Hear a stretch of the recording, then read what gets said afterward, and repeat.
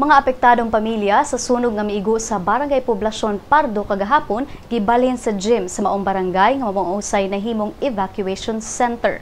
Ang sunog kagahapon miug daw sa 50 ka mga balay sa mga apektadong residente. Wala hinuoy na angol apan mato ni Poblasyon Pardo Barangay Kapitan Altea Lim nga magpahigayon sila og emergency session aron magdeklarar og state of calamity.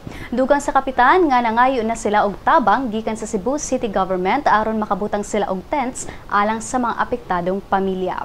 Matod ni Cebu City Fire Marshal Rogelio Bungabong Jr. nga di mo minus 300,000 pesos nga mga propiedad ang naugdaw sa sunog.